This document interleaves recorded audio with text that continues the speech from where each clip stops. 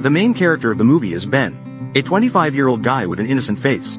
Yes, you didn't hear it wrong. That's absolutely true. Although Ben is always kind and gentle to everyone, never breaks the law and has never done anything bad, he possesses a superpower that many people dream of. It is the ability to freeze time. Do whatever he wants. Ben uses it to take off the clothes of girls and pursue his favorite activity, drawing. Whether on the street or in the supermarket, even in the movie theater, Ben is always ready to freeze the girls and sketch their images. Don't think he's a pervert. Ben is just an ordinary guy like all of us. He once had a caring girlfriend and a bright future ahead. 5 weeks ago, a big argument occurred. Ben's girlfriend, Susie, called him a loser. Fed up, Ben broke up with Susie. This made her even more furious. Susie started throwing things at Ben. Suddenly, at that moment, everything started moving in super slow motion for Ben. Just like in an Indian movie. After the breakup, Susie quickly got to know and started dating a new boyfriend. Ben saw them being affectionate in the university cafeteria. Seeing your ex with someone new, who wouldn't feel heartbroken? To avoid overthinking about this, he joined art classes. Because Ben had a passion for drawing portraits since childhood, he easily created beautiful paintings. The paintings he drew were incredibly realistic, even surprising his teacher. With this talent, why bother studying more? However, at night, everything became extremely difficult for him. Ben seemed unable to get over his heartbreak. Every time he closed his eyes, he thought of Susie. As days passed, this caused him to become sleepless.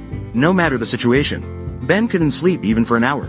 The memories of his ex-girlfriend gradually turned him into a mad and depressed person, too regretful and heartbroken. Finally, Ben called Susie and begged her to come back to him. Ben also apologized for making their relationship end up like this. He even promised never to repeat this again. But despite Ben humbling himself and begging, Susie outright rejected his request and hung up. This plunged Ben into despair, his hopelessness and sorrow becoming even heavier. In the following days, Ben tried to do everything he could to kill time. He read books, watched movies, and even traveled alone to other cities. However, when night fell, insomnia took over, making it hard for Ben to focus on anything else. Because of this, Ben started taking spontaneous nighttime outings.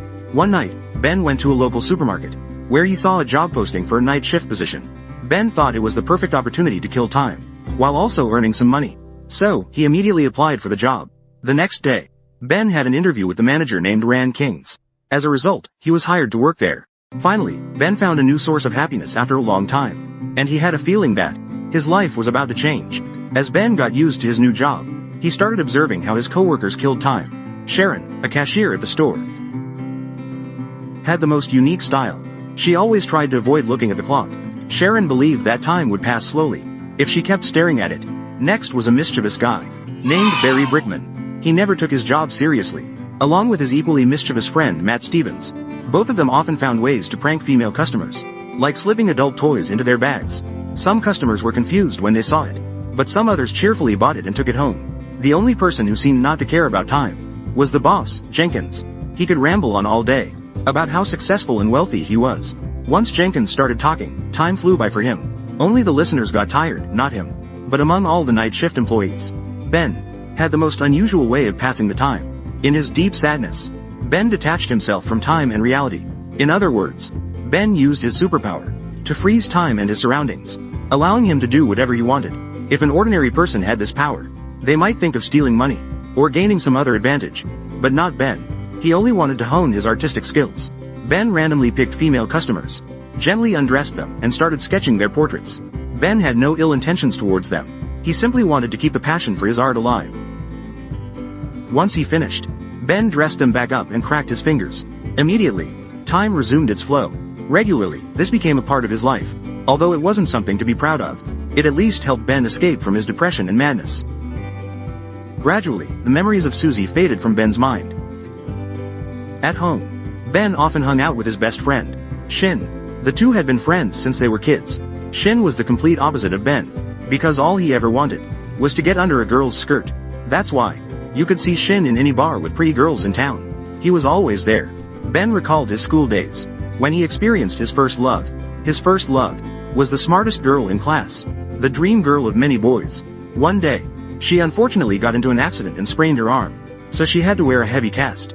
Every day, her classmates would write well wishes on it to help her feel better. Ben also wanted to write something, but he felt too nervous whenever he got close to her. Day by day, his hesitation cost him the chance. Because she had removed the cast, everyone was happy to see that she had fully recovered. But when they noticed some hair growing on the arm where the cast was, the whole class started teasing her. Too embarrassed. She began crying, and that's when Ben showed up. He took her aside and comforted her, saying that he would stand by her, no matter what happened. Soon after, the two became good friends, and eventually fell in love. One day, she suddenly approached Ben, and asked if he wanted to kiss her. Without much thought, he immediately said yes, but admitted he wasn't ready yet. So, they agreed to meet there over the weekend. To make it happen, Ben was thrilled, as this would be his first kiss with a girl. The excitement kept Ben awake for the following days. Finally, the day came, and he arrived at the meeting spot early. He waited all day, but the girl didn't show up, leaving his heart shattered. The next day at school, Ben found out that she had moved away. She had gone to live in another city with her parents. This was the first time in his life that he felt powerless and frustrated. Back to the present.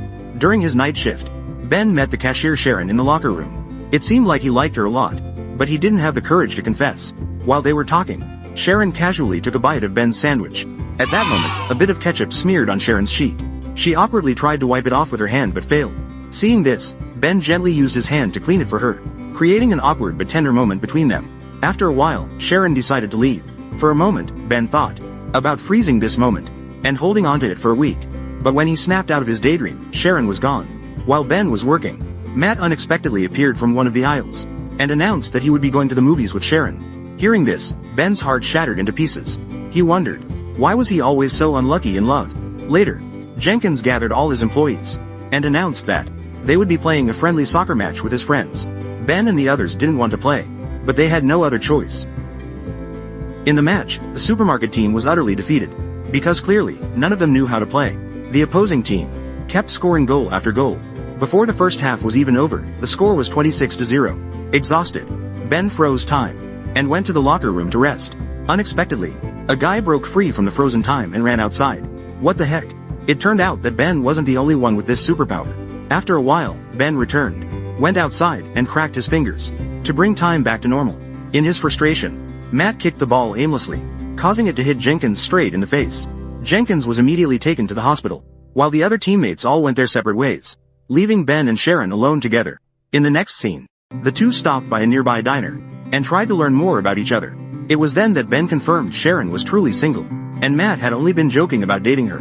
Later, Sharon shared her dreams with Ben. Sharon revealed that she had always wanted to meet an artist, because she believed artists could see the true beauty in everything. After their unofficial date, Ben walked Sharon home. Although he had the chance, he ruined their first kiss by kissing her on the cheek, when she had actually wanted him to kiss her on the lips. The next day, Sharon approached Ben and asked if he wanted to date her. Without hesitation, Ben immediately said yes. Jenkins, with his face full of bandages, announced that he would be throwing a party for his birthday.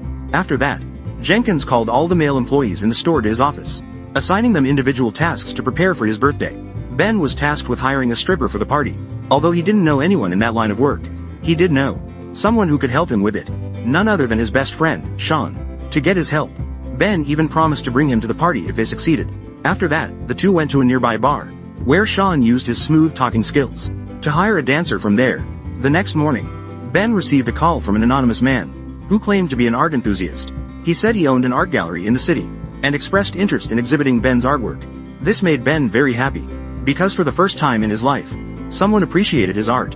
But little did he know, it turned out to be a prank call from Barry and Matt. That evening, Ben dressed up and went to pick up Sharon. As soon as she opened the door, Ben excitedly told Sharon about the renowned organization wanting to showcase his artwork. Sharon wholeheartedly congratulated him, and they immediately headed to the party together. When they arrived, the party was already in full swing. At that time, Sharon was flirting with girls. Matt and Barry were dancing to loud music, and Jenkins was busy DJing. Coincidentally, Ben spotted his ex-girlfriend Susie. She was also a guest at the party that night. It turned out she was dating Jenkins' brother. Shortly after, the stripper arrived and amped up the party. A while later, when Ben went to the bathroom, he accidentally bumped into Susie again. Wasting no time, Susie expressed her desire to get back together with him. Of course, Ben refused, as he had already found the true love of his life. But Susie kept pleading, and even went so far as to kiss him against his will. Ben immediately pushed her away, but when he turned around, he saw Sharon had witnessed the whole thing. Ben tried to explain everything, insisting it wasn't what it seemed. But Sharon said nothing and quickly left. That very night, Ben went straight to Sharon's house to try and explain the situation. But, overcome with anger, she couldn't control her emotions. She began hurling hurtful words at him, which upset him, leading him to walk away. Yet another breakup. Once again, Ben fell into his cycle of depression and insomnia. The only thing he looked forward to now was the appointment with the art gallery. Finally, the day came. Ben arrived with some of his best artwork. As expected, the gallery owner confirmed he had no appointment with Ben. At this moment, Ben realized he had been pranked. But just as he was about to leave, the gallery owner spotted some of his sketches of Sharon and asked to see them. The drawings looked very artistic, and the gallery owner expressed great interest in them. Eventually, Ben was offered a night to showcase his work at the gallery. Sharon, the muse in those drawings, also received an invitation to officially attend Ben's art exhibition. Although still upset with him, she decided to visit the gallery. When Sharon arrived, she was surprised to see that every artwork there depicted her.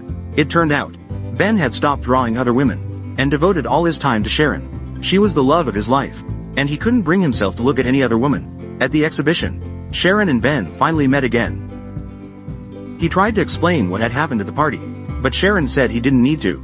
Now she realized how much he loved her, just by looking at the paintings. Tonight's exhibition brought the two closer together. The ending was a romantic kiss in the middle of the gallery. In the final scene, Ben used his power to freeze everything. However, this time it wasn't just Ben. Even Sharon could move. The two walked hand in hand into the snowy outdoors, where millions of frozen snowflakes floated in the air. The movie ended blissfully. What do you think about this film? If you had the power to stop time like the protagonist, what would you do? Leave a comment below to let us know. Thank you for watching.